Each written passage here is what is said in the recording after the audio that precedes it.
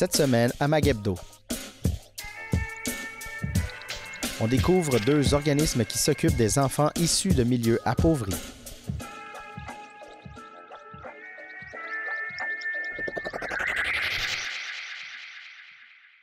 Alors, Madame Lefebvre, merci de nous accueillir à la Maison des enfants Marie-Rose. Justement, on va commencer par nous expliquer c'est quoi la Maison des enfants Marie-Rose.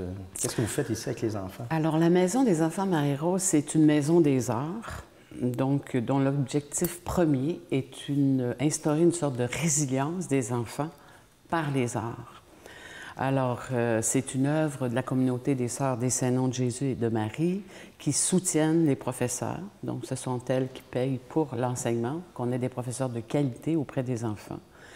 Et la fondatrice, Eulalie Durocher, a toujours une préoccupation artistique. Ce sont elles qui ont fondé Vincent d'Indy. Alors, c'est toujours resté, pour cette communauté, les pratiques artistiques sont importantes auprès des enfants. Alors, ici, en octobre 2007, la maison s'est ouverte avec une équipe de 15 professeurs en cinéma, danse, théâtre, peinture, aquarelle, sculpture, enseignement de la musique, batterie, guitare, clarinette et puis chant. Alors, toute cette panoplie de travail artistique est offerte aux enfants après l'école. Comme du parascolaire. On veut, mais en dehors de l'école. En dehors de l'école. Ils arrivent ici, il y a une cuisine qui est un attractif majeur en milieu appauvri. Ouais. Donc, ils viennent manger à satiété. Ils cuisinent des plats santé. Ça, d'ailleurs, vous avez offert des biscuits faits par les enfants. Des biscuits qui sont faits par les enfants. Mais c'est-à-dire, ils touchent à la cuisine aussi? Ils touchent à la cuisine tous les jours. Donc, après, parce que c'est pas évident, une pratique artistique, c'est exigeant apprendre la musique. Donc, la cuisine constitue un attractif, mais après, tu vas à ton cours. Et il n'y a pas de coercition, c'est-à-dire que l'enfant est invité à venir pratiquer. Et puis, on l'accompagne parfois quand il n'a pas envie, tu sais, il vient de sortir de l'école, et bien on l'accompagne avec le professeur, puis souvent, il y a des gratifications après le cours, s'ils ont bien fait leur cours. OK. Et ça, c'est offert exclusivement aux enfants de Beauharnois ou c'est à l'origine, ça a été pour les enfants de Beauharnois. Il y avait un vide incroyable, surtout pour les 5-12 ans. Il y avait quelques ressources, une ou deux pour les 0-5. Puis il y a la maison des jeunes pour les 12-17, mais 5-12 ans, il n'y avait rien. Donc, beaucoup d'errance après l'école. Et puis, une perte d'encadrement social, une perte de soutien de ces enfants-là. Alors, à l'origine, c'était ça. Maintenant, après, on commence notre 7e année bientôt. Eh bien là, on a des appels de Châteauguay. On a 2 petites filles de Châteauguay qui viennent ici. Il y a des gens de Saint-Louis-de-Gonzague qui nous ont appelés, Sainte-Martine. Et on couvre le Grand Beauharnois, c'est-à-dire Maple Grove, Melocheville. Et puis, donc, c'est 4 écoles primaires. Mais c'est sûr que l'école de Melocheville et l'école Maple Grove sont un peu privées parce qu'ils n'ont pas de transport. Parce qu'il faut dire ici, l'école primaire est juste à côté. Et juste à côté. À Beauharnois. Oui. Mais pour les autres, c'est un peu plus loin. Pour les autres, c'est les plus vieux de l'école Saint-Paul, ceux qui peuvent marcher, ils s'en viennent ici en courant. Mais quand on aura encore plus d'espace dans le manoir, la commission scolaire nous a promis de fournir des autobus gratuitement qui amèneraient les enfants ici pour leur cours d'art. Puis après ça, les parents pourraient les prendre à 6 heures.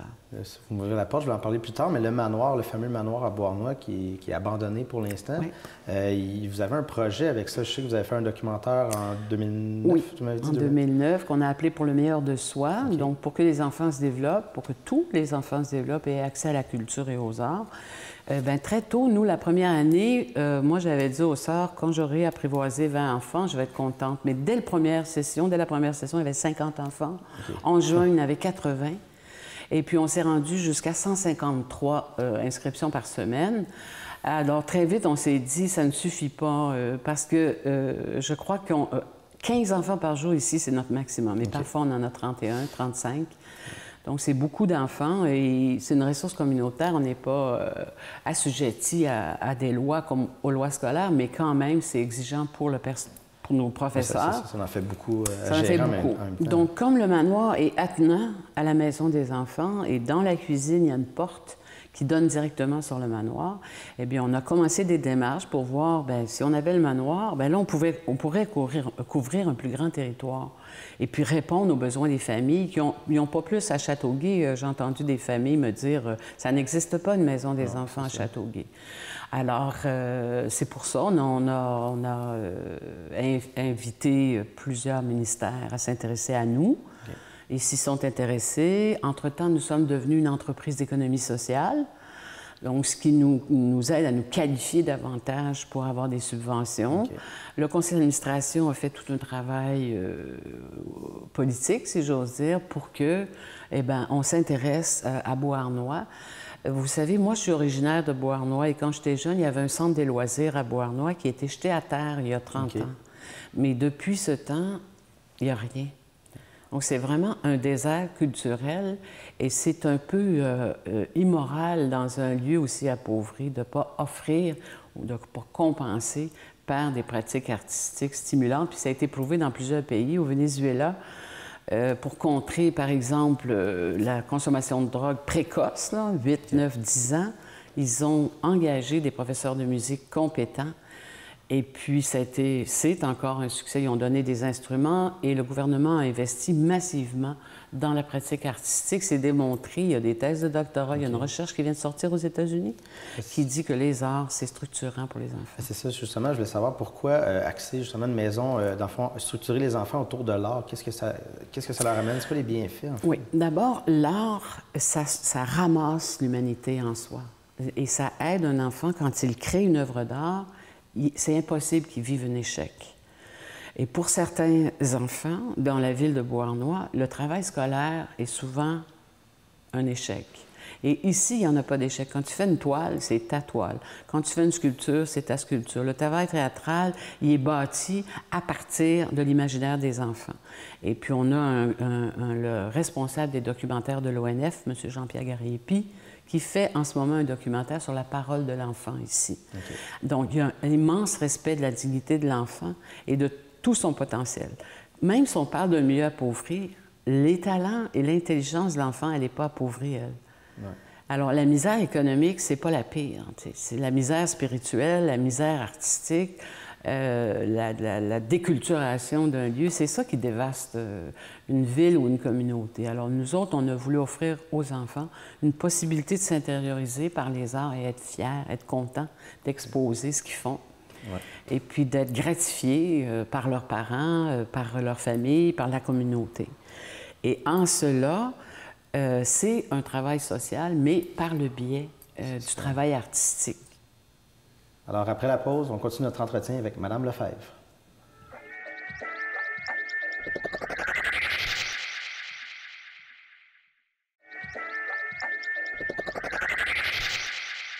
Ben, un peu changement de sujet, mais voyez-vous dans les dernières années une demande est-ce que la demande, est-ce qu'elle augmente? Est-ce qu'il y a une décroissance? Qu'est-ce qui se passe un peu? Là, ça fait 2 ans qu'on limite les inscriptions.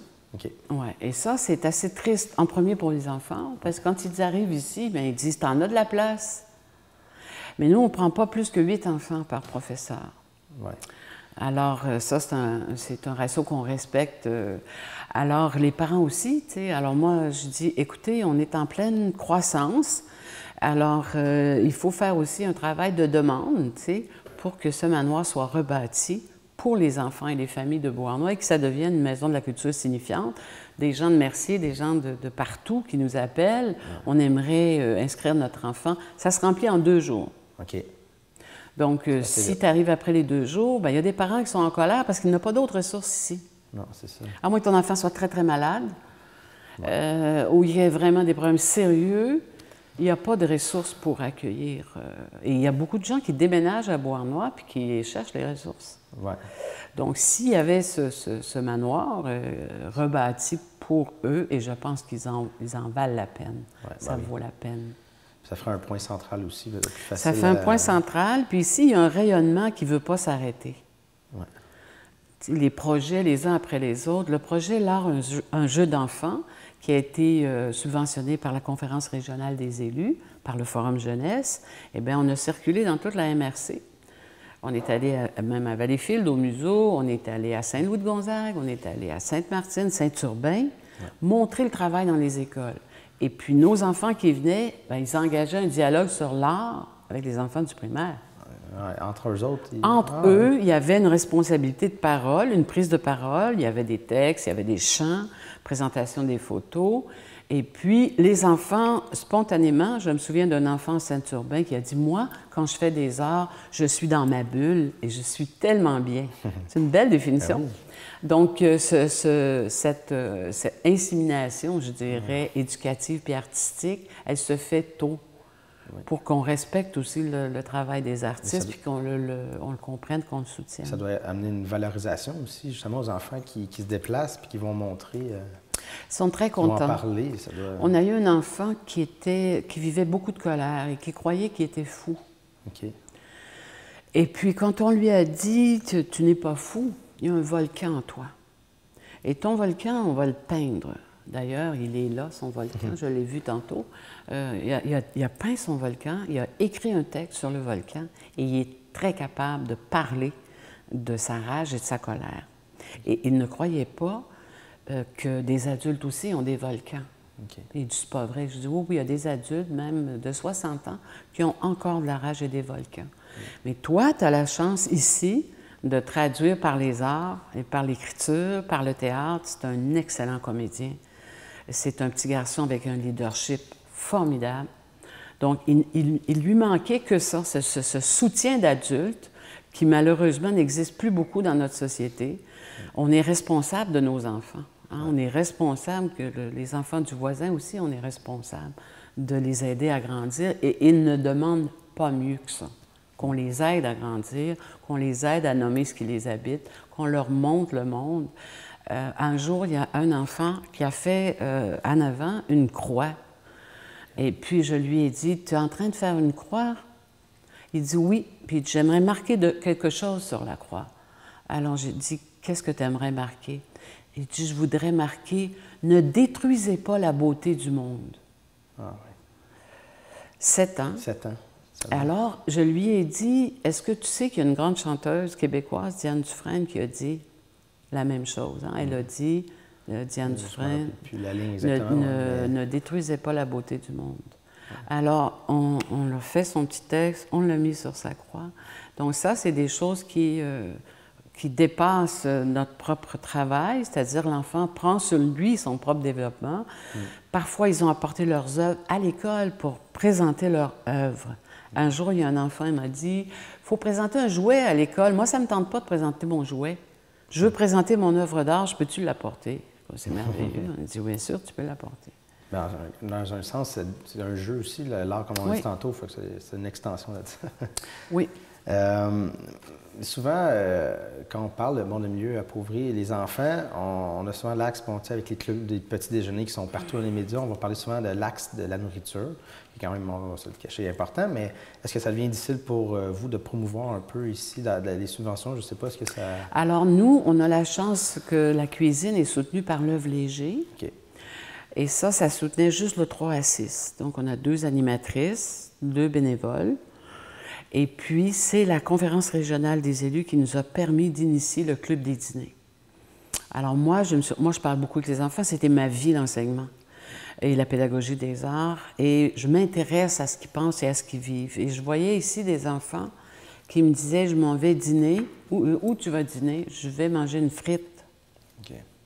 Donc ça, c'est immoral d'une société qu'un enfant est obligé d'aller manger une frite parce qu'il y a juste une pièce pour dîner.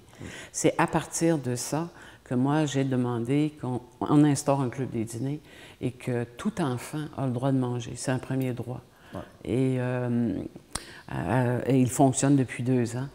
Donc, l'Œuvre Léger nous permet l'engagement de professeurs, l'achat de viande et de lait.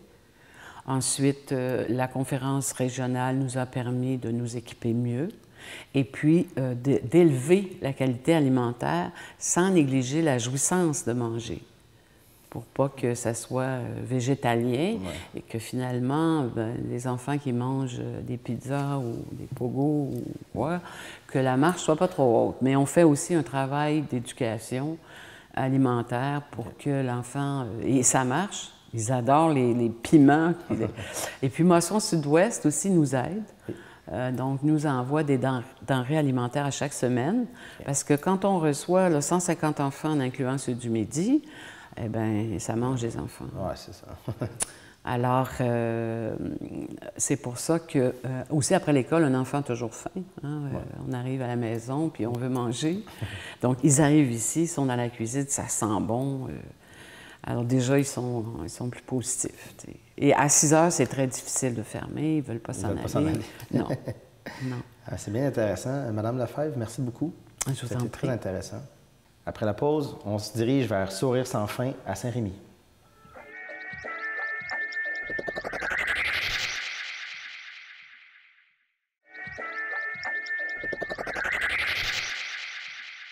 Annie Beauchamp, oui. Merci de nous accueillir ici à Sourire sans fin. Là, on est dans la garderie, oui. En bas. Sourire sans fin, peux-tu nous expliquer un peu c'est quoi la mission? Parce que je pense assez global, vous faites beaucoup de choses. Là. Oui. En fait, on touche la famille. Okay. C'est d'offrir aux personnes vulnérables et aux familles des services, des activités d'entraide, du support, de la formation, dans une perspective de solidarité et aussi de prise en charge de l'individu. Okay. Donc, c'est de prendre l'individu où il est et de l'aider à cheminer, en fait. OK. Parce que c'est ça, là, vous faites beaucoup de choses. Parce que là, on est dans la garderie, oui. Mais en haut, il y a une heure plus, il y a des ateliers en haut, il y a une boutique de l'autre côté. En fait, ça se divise à l'étage au-dessus. Ouais. C'est plus les services socio-alimentaires. Okay. Donc, on fait la distribution de denrées alimentaires une fois par semaine, qui nous est fournie par Moisson Rive-Sud.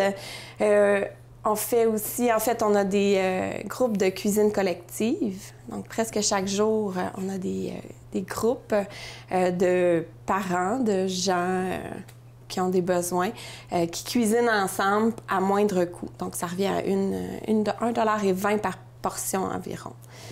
Donc, ils cuisinent pour leur semaine, ça sauve du temps, de l'argent, beaucoup, beaucoup.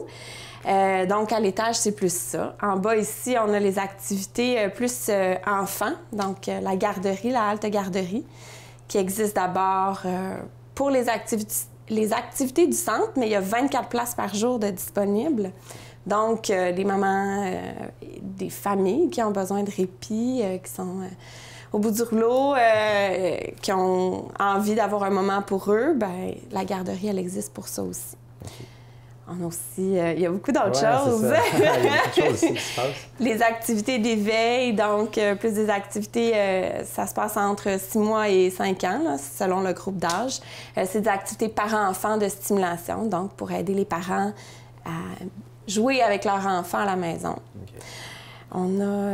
Mais sinon, c'est qui a accès ici au service? Est-ce que c'est toutes les familles ou c'est des familles peut-être de milieux plus défavorisés? Toutes les familles ont accès. Au centre. C'est les familles de la MRC, évidemment, okay. Des Jardins de la Pierreville. On dessert le territoire ici. Mais peu importe le niveau de besoin de la famille, on va faire de notre mieux pour les aider où ils sont rendus puis les amener un peu plus loin. OK. Et là, pour ce qui est vraiment plus des enfants, est-ce qu'il y a des ateliers spécifiques justement pour les encadrer, les enfants, mettons, de milieux appauvris? Il y a des choses spécifiques? Il y a les activités d'éveil que je te parlais tout à l'heure, que on va essayer de cibler des familles avec des plus grands besoins. Sinon, la garderie a un programme éducatif, donc les enfants sont stimulés ici beaucoup, beaucoup, beaucoup. Il y a des activités de préparation à la maternelle, des activités parents-enfants aussi de cuisine. Donc, c'est vraiment... On essaie toujours d'inclure le parent parce que le parent est quand même le spécialiste de son enfant. Donc, c'est lui qui continue à la maison avec son enfant. Donc, je pense que c'est important de l'inclure dans toutes les activités de son enfant aussi. Est-ce que vous avez des ateliers aussi pour les parents, dans le fond, pour le côté parent? Je disais, oui, parents. Oui, le côté parent. On a iso-parents qui sont des discussions entre parents. D'ailleurs, le prochain... C'est le 16 octobre et ma collègue va parler de mes besoins en tant que parent. Donc, c'est vraiment un moment d'échange avec les parents, avec de l'information sur qui je suis comme parent. Donc, iso-parents, ça s'appelle, ces rencontres-là, puis il y a 7 thèmes par année. Donc, les parents peuvent s'inscrire à ça. Moi, j'anime le YAP. Le YAP Personne de Parfait, c'est des ateliers sur les réalités parentales où on parle de discipline, sécurité, etc. En fait, on parle de ce que les parents ont envie de parler. OK. Mais donc, ça se fait en groupe ou oui. Individuel? Okay, en groupe. Le YAP se fait en groupe, Isoparents se fait en groupe. Okay. Donc, c'est des activités où les gens doivent s'inscrire. Okay. Le YAP se fait sur 7 à 8 rencontres. Puis c'est vraiment sous forme d'échange, mais en même temps, il y a du contenu qui est passé à travers ça pour outiller les parents. C'est une discussion dirigée. Oui, exactement. Une information. Oui. Et, OK. C'est convivial, dynamique. OK. J'ai des bons commentaires. J'essaie de rejoindre les papas aussi. Oui. On essaye. C'est plus dur à aller chercher? C'est plus difficile d'aller chercher les papas. Donc, on a un père en action. Okay. On s'adapte à leur horaire, que les papas travaillent souvent, donc on le fait de soir. 4 rencontres pour pas trop les surcharger parce que les papas veulent pas toujours venir, mais... c'est plus difficile d'aller chercher les oui. hommes, hein? Oui. Ils sont moins... Ils sont moins enclins à venir parler en groupe. OK. C'est dommage parce qu'ils ont beaucoup à dire. Moi, en tout cas, j'ai beaucoup appris d'eux. OK. Oui, c'est plus difficile. Est-ce que ça pourrait être dans les plans d'avoir juste un truc juste pour les papas? On essaye fort. Il y a eu l'an dernier la semaine pour la paternité qui a été lancée dans la Naudière. Donc, on essaie de reprendre ça. C'est au mois de juin, là, vers la fête des pères. Donc, on essaie aussi de continuer des activités dans ce sens-là. Parents en action, on essaye toujours. En fait, les papas sont bienvenus dans toutes nos activités. Mais c'est sûr qu'ils sont plus difficiles à rejoindre, ça, c'est certain.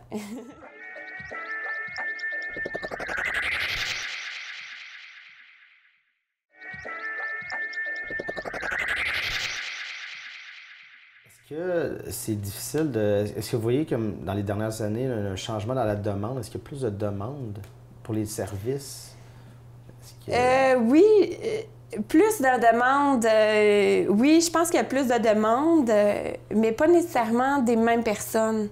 Je pense que quand on parle de défavorisation, on entend beaucoup, on voit le cliché un peu des gens qui n'ont pas de sous. Je pense que la défavorisation change un peu. Oui, c'est économique, mais je pense que ça devient social aussi avec l'isolement, avec un manque de réseau, un manque de soutien. Je pense qu'il y a beaucoup ça. Je pense que ça change un peu dans ce sens-là. C'est-à-dire que c'est pas nécessairement des familles qui n'ont pas de sous qui vont demander des services, mais des familles qui vont être plus isolées ou qui vont être plus en retrait, donc qui auront moins de réseau. Parce que si on parlait tantôt hors d'onde, on se disait que, vous disiez qu'il y a peut-être moins... C'est moins structuré, l'offre, en fait, de services dans la région de la Montérégie, sud-ouest de la Montérégie. En fait, ça commence. Je pense que les services ici, Sourire sans fin, je pense que c'est un organisme qui est très, très bien établi dans la région, qui fait en sorte qu'il y a beaucoup de choses qui se passent ici, puis on a beaucoup de demandes pour les services, mais si tu vas plus du côté vers Châteauguay ou tout ça, il y a un petit peu moins de services. En fait, l'offre de services est différente parce que c'est des organismes différents qui s'occupent de chacun un petit morceau. Ouais, un petit morceau. Fait qu'il faut, dans le fond, ce serait plus de l'organisation peut-être. Il faut se parler. Faut se parler, c'est ça. Oui. Parce que sinon, quelqu'un doit aller un peu partout. Oui, c'est ça. OK. Puis c'est ça. Est-ce que vous avez un portrait un peu de la région c'est ça. Oui, oui, tout à fait. Bien, en fait, il y a plusieurs écoles qui ont un indice de défavorisation assez élevé, donc 8-9 sur une échelle de 10 quand même. Okay. Donc, c'est une échelle, mais en fait, c'est quoi l'échelle? C'est avec le niveau économique, mais aussi la scolarisation de la mère, puis d'autres différents facteurs qui font que les écoles sont évaluées en fonction des enfants présents dans leur école. Okay. Il y a beaucoup d'habitants aussi qui sont sous le seuil du faible revenu. Okay. Donc, je lisais justement ce matin un 22 okay, dans la région. Oui, qui est quand même élevé. C'est pour Jardin? Les jardins de Napierville, toujours, oui. Okay. C'est expliqué peut-être par le travail saisonnier, le travail précaire, justement, relié à l'agriculture, la réalité rurale d'ici. Je pense que c'est 97 de la région qui est en milieu rural. Donc, ça explique peut-être un peu les choses. Il y a beaucoup de population également qui est sans diplôme. Donc, ça se situe ici à 37 OK. Donc, comparativement à l'ensemble du Québec, qui est 25 Ouais. c'est plus élevé un petit peu. Mais ça c'est quoi? C'est de 18 à... C'est une branche d'âge? C'est la population en général, okay. oui. OK. Oui, le 37 C'est quand même assez élevé. Mais là, on parlait aussi d'isolement. Ça peut être aussi un facteur qu'on ne pense pas, parce qu'on va parler aussi de... Souvent, on va penser milieu défavorisé, les personnes à faible revenu, mais il y a le côté isolement, je pense, qui est important aussi dans la région. Oui, il n'y a pas de transport en commun. Ouais. Pas d'autobus, pas de métro ici. Donc, c'est plus difficile, d'accéder aux services. Nous, en fait, ici, on offre du transport si les gens participent aux activités. Donc, ça aussi, c'est une autre réalité. Les gens qui ne peuvent pas se rendre, oui, il y a des services offerts, mais si tu n'as pas de moyen de transport, pas de voiture, c'est assez difficile. Donc, oui, je pense que l'isolement social fait en sorte que ça peut jouer sur la défavorisation. Ce serait probablement un des problèmes importants, dans le fond. Pas un des seuls, mais un des problèmes importants dans la région. À niveau champ, c'est tout le temps qu'on avait. Merci beaucoup. Déjà. Merci. Merci.